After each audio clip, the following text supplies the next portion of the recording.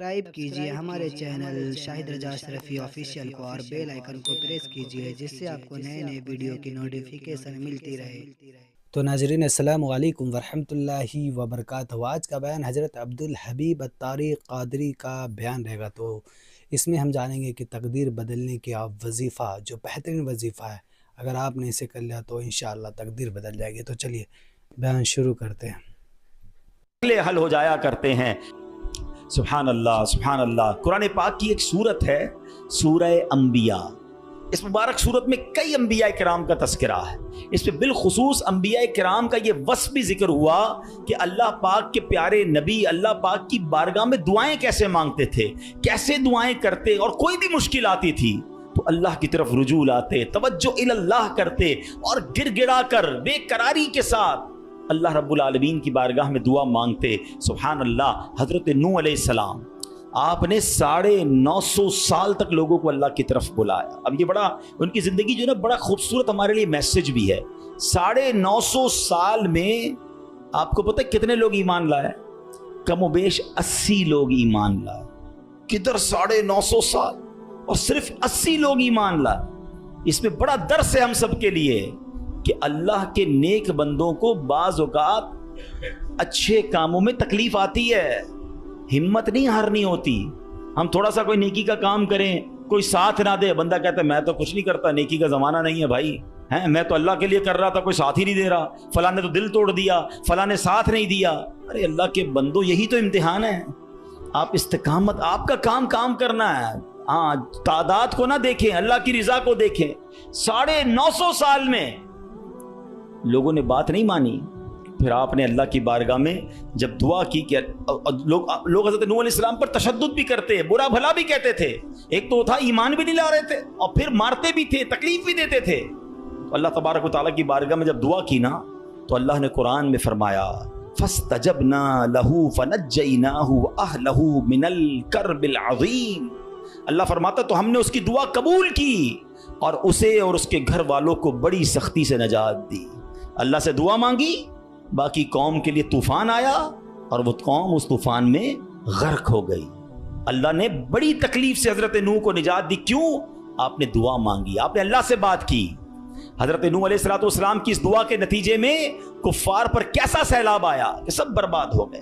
اسی طرح حضرت ایوب علیہ السلام پر آزمائش آئی تھی نا، آپ پر طرح طرح کی بیماریاں بھی تھیں، آپ کے بچے بھی دنیا سے چلے گئے، آپ کا کاروبار، آپ کا مال سب برباد ہو گیا۔ اللہ اکبر۔ آپ نے اللہ کو کیسے پکارا، اور یہ دعائیں کتنی مقبول ہیں کہ قرآن میں موجود ہیں، بلکہ اس کو تو یاد کر لو، کیا ترجمہ ہے، آنسو آ جائیں گے آپ کی آنکھ میں۔ حضرت ایوب کہتے ہیں انی مسنی الضر وانت ارحم الراحمین۔ اس کا ترجمہ سنو کہ بے شک مجھے تکلیف پہنچی ہے اور تو سب رحم کرنے والوں سے بڑھ کر رحم کرنے والا ہے۔ اگر تکلیف پہنچے تو کیوں دنیا کو پکارنا ہے، کیوں دنیا والوں کے پاس جانا ہے؟ چلو نا اس کے دربار میں چلتے ہیں جس سے تکلیف دور کرنی ہے۔ حضرت ایوب علیہ السلام نے رب کو پکارا نا، انی مسنی الضر وانت ارحم الراحمین۔ یہ وہ دعا ہے جو قبول ہے، یہ وہ دعا ہے جس کے صدقے میں حضرت ایوب کو شفا بھی دی گئی اور ساری مال دولت اولاد واپس عطا کر دی گئی۔ اگر آپ بھی کسی پریشانی میں ہیں، آپ بیماری میں ہیں، آپ قرضے میں ہیں، آپ مصیبت میں ہیں، آؤ نا رب سے حضرت ایوب کے انداز میں دعا مانگتے ہیں نا۔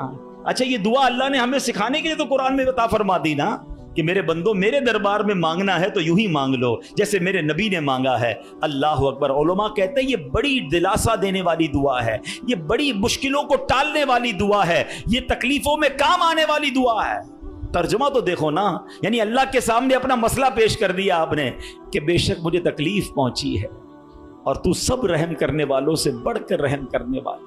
اے اللہ بیمار ہوں، اے اللہ پریشان ہوں، اے اللہ قرضے میں ہوں، کہو نا رب سے مجھے تکلیف پہنچی ہے، مجھے ستاتے ہیں لوگ، مجھے تکلیف دیتے ہیں، مجھے پریشان کرتے ہیں لوگ، اور تو سب رحم کرنے والوں سے بڑھ کر رحم کرنے والا۔ اور جب آپ نے دعا کی تو دعا کیسے قبول ہوئی؟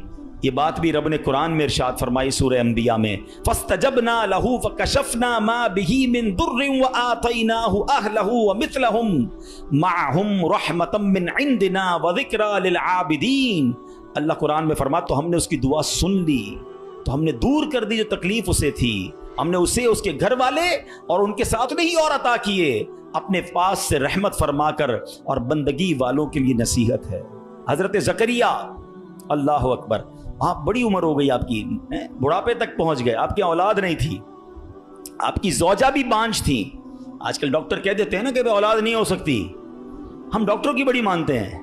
ارے ڈاکٹر کچھ بھی کہہ دے, ان اللہ علی کل شیء قدیر, میرا رب جو چاہے وہ کرنے پر قادر ہے. اپنی آنکھوں سے دیکھا ہے, آپ نے بھی دیکھا ہوگا, کسی کو ڈاکٹر کہتے ہیں جناب کوئی مرض نہیں ہے, 100% فٹ ہے, 2 دن بعد دنیا سے چلا جاتا ہے. کیسے مرا ڈاکٹر کو بھی پتہ نہیں, موت آ گئی نا. اور کبھی ڈاکٹر کہتے ہیں 3 دن کا مہمان ہے, شاید اس ڈاکٹر کا انتقال ہو جاتا ہے, وہ بندہ پھر بھی زندہ گھوم رہا ہوتا ہے. اللہ کی شان ہے, ڈاکٹر ہے, وہ اپنی سائنس چلائیں, مگر یہ نہ سمجھو کہ جو اس نے کہہ دیا یہ آخری ہے. قدرت میرے رب کی ہے, شان میرے رب کی ہے, وہ ہر چاہے پر قادر ہے, اس پر بھروسہ تو رکھو نا. حضرت زکریا عمر بھی زیادہ ہو گئی, عورت بھی بانجھ ہے, مگر اللہ سے کیا دعا کر رہے ہیں. یہ بھی علماء فرماتے جو بے اولاد ہیں ان کے لیے مجرب دعا ہے, قرآنی دعا ہے. یاد تو کرو نا قرآن کی دعائیں, کیا دعا کی تھی آپ نے, اور مانا تو دیکھو اس کا, ہائے ہائے کنیکٹیوٹی تو دیکھو نا. مانا کیا اس کا, اے میرے رب مجھے اکیلا نہ چھوڑ, اولاد نہیں تھی نا, اے اللہ مجھے اکیلا نہ چھوڑ, اور تو سب سے بہتر وارث, وانت خیر الوارثین. اب یہ دعا وہ کرتے تھے, اللہ نے کیسی دعا قبول کی, صرف بیٹا نہیں دیا بلکہ بیٹا بھی دیا اور اس کو نبی بھی بنا دیا. بیٹا بھی ایسا دیا جس کو نبی کا مرتبہ عطا فرمایا.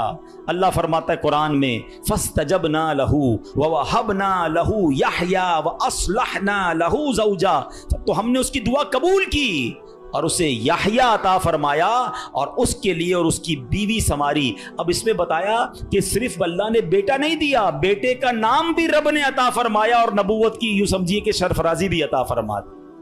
یہ ہے دعا, مگر دعا دل سے, توجہ الی اللہ, کنیکٹیوٹی کے ساتھ.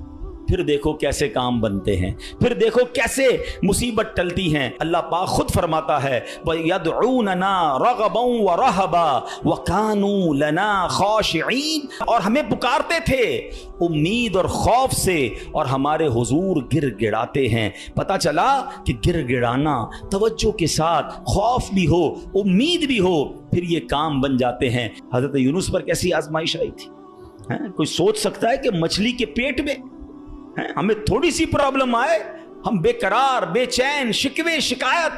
ارے نبی ہیں, کائنات میں انبیاء سے بڑھ کر کسی کا مرتبہ نہیں ہے. کوئی غوث, کوئی ابدال, کوئی کتب کسی صحابی کے مرتبے تک نہیں پہنچ سکتا. یہ مرتبہ صحابہ کا ہے, مگر کوئی صحابی کسی نبی کے مرتبے تک نہیں پہنچ سکتا. یہ انبیاء کا مرتبہ, یہ ترتیب یاد رکھا کرو. اعلیٰ حضرت نے تو ایک شعر میں پوری ترتیب بتا دی نا. خلق کون ہے, ہم لوگ ہیں, عام لوگ. خلق سے اولیاء, اولیاء سے رسول, اور رسولوں سے اعلیٰ ہمارا نبی. ہمارے آقا تو سب سے اعلیٰ ہے نا, مگر انبیاء کی بات کمال ہے. اور انبیاء میں کون ہے, حضرت یونس علیہ السلام. مچھلی کے پیٹ میں کیسی تکلیف, زندہ رہوں گا کہ نہیں, باہر نکلوں گا کہ نہیں, اندھیری غار, نظر بھی کچھ نہیں آ رہا, مگر وہاں بھی اللہ کو پکارا انہوں نے. اللہ قرآن میں فرماتا ہے فَاسْتَجَبْنَا لَهُ وَنَجَّيْنَاهُ مِنَ الْغَمِّ وَكَذَلِكَ نُنْجِي الْمُؤْمِنِينَ. اللہ قرآن میں فرماتا ہے اور تو ہم نے اس کی پکار سن لی اور اسے غم سے نجات بخشی, اور ایسی ہی نجات دیں گے مسلمانوں کو. بلکہ بڑی پیاری دعا یاد کر لو آج. حضرت یونس علیہ السلام نے جو مچھلی کے پیٹ میں تھے نا, جو دعا مانگی تھی نا, علماء کہتے ہیں وہ دعا پتہ ہے کون سی تھی, جس کو آج ہم آیت کریمہ کہتے ہیں نا, لا الہ الا انت سبحانک انی کنت من الظالمین. یہ چابی ہے, ہاں یہ مصیبت کے تالے کی چابی ہے, یہ کمال کی دعا ہے. اور یہ آپ نے دعا کی اور اللہ نے مچھلی کے پیٹ سے آپ کو نجات عطا فرما دی, پھر سے قوم بھی عطا فرما دی, سرداری بھی عطا فرما دی. تو یہ دعائیں ہیں جو بے قراری میں, مصیبت میں رب کو پکارا گیا. اللہ اکبر. تو اے میرے پیارے اسلامی بھائیوں, اللہ کرے کہ ہم اپنے رب کو پکارنے والے بن جائیں. सही तरीके से दुआ करने वाले बन जाएं। जरा देखो ना मेरे प्यारे इस्लामी भाइयों, हमारी जिंदगी में कितने मसाइल हैं। कभी कभी हमारे मामलात बड़े अटक जाते हैं। अब किसी को पैसों की ज़रूरत है, कर्जे की ज़रूरत है, अब जनाब सारे दरवाजे बंद हो जाते हैं। और अब किसी भाई से उम्मीद बंदा लगाता है, आखिरी वक्त में वो भी मना कर देता है। सेठ साहब पर नज़र पड़ती है, वो भी माजरत कर लेते हैं। दोस्त अहबाब से पूछते हैं, वो भी जवाब नहीं देते हैं। सब दरवाजे बंद हैं, कोई उम्मीद बाकी नहीं बचती। बंदा मायूसी की तरफ जाने लगता है। मगर जब सब दरवाजे बंद हो जाएं तो एक उम्मीद बाकी रहती है। एक दरवाजा उस वक्त भी बाकी रहता है, अल्लाह अकबर, बादशाहों के दरवाजे बंद हो जाते हैं मगर मेरे रब्बे करीम का दरवाजा कभी बंद नहीं होता। लोग साथ छोड़ देते हैं, भाई भाई से दामन छुड़ाता है, लेकिन अल्लाह पाक अपने बंदों को मायूस नहीं करता। बल्कि ये तो ऐसा दरवाजा है कि नेकूकार आए तो भी नवाजा जाता है, गुनाहगार आए तो उसे भी नवाज दिया जाता है। तू करीम ही जो ठहरा तो करम के क्या ठिकाने, तू करीम ही जो ठहरा तो करम के क्या ठिकाने, तू नवाजने पे आए तो नवाज दे ज़बाने। एक और वाकया सुनो। एक बहुत मशहूर डॉक्टर था, मैंने वाकया किताब में पढ़ा। मिसाल के तौर पे उसका नाम डॉक्टर अहमद था। सारी जिंदगी उसने बड़े ऑपरेशन किए, उसका बड़ा नाम था। अब हुकूमत ने ऐलान किया कि इसको गोल्ड मेडल देना है, लाइफ टाइम अचीवमेंट अवार्ड। पूरी ज़िंदगी इतना काम किया, इस डॉक्टर को मुल्क के दारुल हुकूमत में बुलाया जाएगा और एक बड़ी तकरीब होगी और इसको गोल्ड मेडल दिया जाएगा। डॉक्टर बड़ा खुश कि इतना बड़ा अवार्ड में। फ्लाइट बुक की, जहाज़ में बैठे, जैसे ही जहाज़ उड़ा तो कुछ देर के बाद जहाज़ मौसम ख़राब हो गया और जहाज़ में कोई प्रॉब्लम हो गई। तो जहाज़ को रास्ते में किसी छोटे से एयरपोर्ट पर उतार लिया गया। डॉक्टर साहब जहाज़ से निकलकर अमले के पास जाते हैं कि भाई कब जहाज़ उड़ेगा, मेरी तो वहाँ बहुत अहम तकरीब है और सारा प्रोग्राम मेरे लिए सजाया गया है, मैं चीफ गेस्ट हूँ, मुझे गोल्ड मेडल मिलेगा, बताएं दोबारा जहाज़ कब उड़ेगा।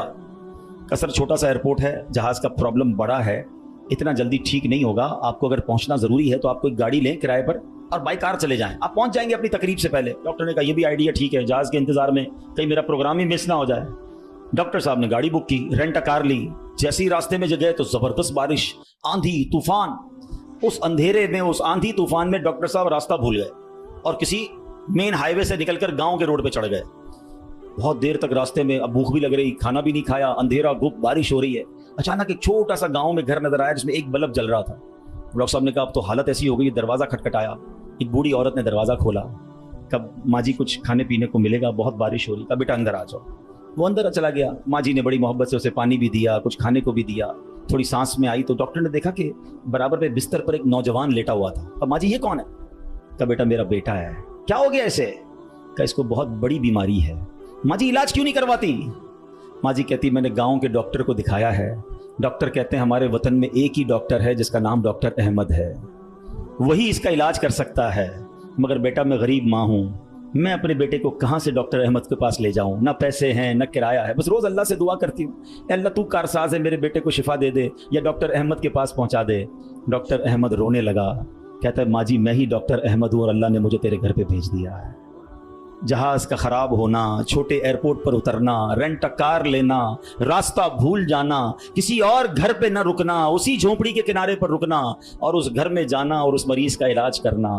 अब भी नहीं मानोगे, इन्नल्लाह अला कुल्लि शैइन कदीर। तो नाज़रीन वीडियो अगर अच्छी लगी हो तो जरूर वीडियो को लाइक करें और हमारे चैनल पर नए हैं तो जरूर सब्सक्राइब करें और अल्लाह से दुआ करें कि अल्लाह हमें नेक अमल करने की तौफीक अता फरमाए।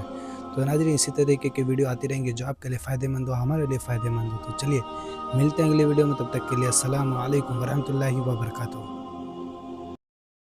वीडियो अच्छी लगे तो हमारे वीडियो को लाइक करें और हमारे चैनल को सब्सक्राइब करें। शुक्रिया।